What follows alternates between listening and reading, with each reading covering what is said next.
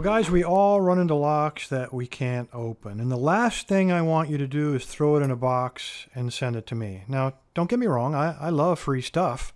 But the moment you send it to me, the lessons that this lock could have taught you are lost forever. Unless, of course, I send it back, like I'm going to do to this unnamed subscriber. This is an Abus.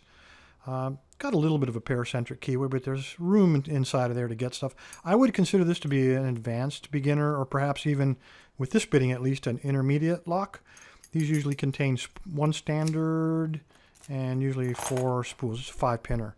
So let's go ahead and clamp this bad boy up and see if we can get inside of it and figure out why this subscriber had so much trouble.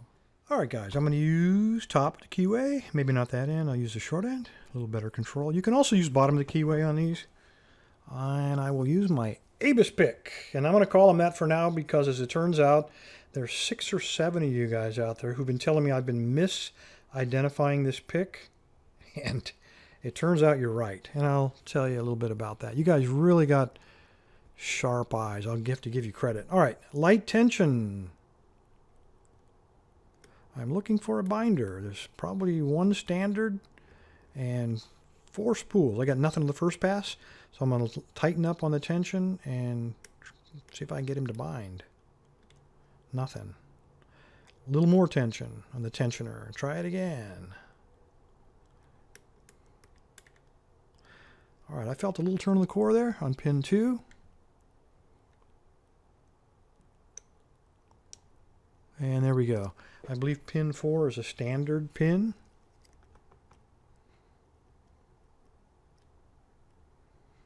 Looking for counter rotation at this point. And when you know, it's always the last one. I should have started in the front. Counter rotation on pin 1, definite spool, and he is clearly set. Nice and loud feedback on that guy. And I gotta say, I just touched pin 3, and I got a deeper fault set. So maybe this is one of the newer Abuses that contains T-pins.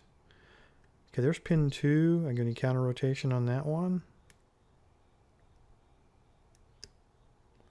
And I lost the fault set. Oh, got it back. Okay, definitely 3 is a T-pin. So this is one of the newer Abuses. Okay, counter rotation there on pin 4. And there we go. All right, guys, I am not going to gut this.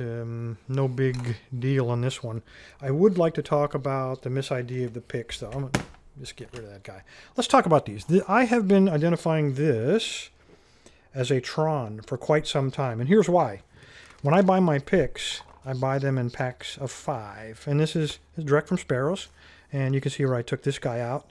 And also, you'll see in here, it says Tron, and when you hold these up and compare them, I think you can see that these are absolutely identical. Even the receipt says Tron. Mine is maybe not quite bent as much because I've used it, but these are clearly the same pick. Okay, so there were so many people identifying this as saying this is not a Tron, this is an Attila. So I ordered 5 more Trons.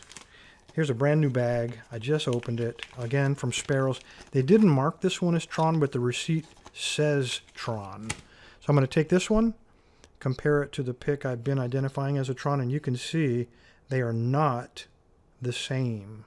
The one on the top is obviously a Tron. I compared it to the outline of the pick, the profile that's on the Sparrows website, and indeed the bottom one is an Attila. So I apologize for misidentifying this. It was an honest mistake. I guess they mismarked these when I bought them or got them out of the wrong bin. I don't know.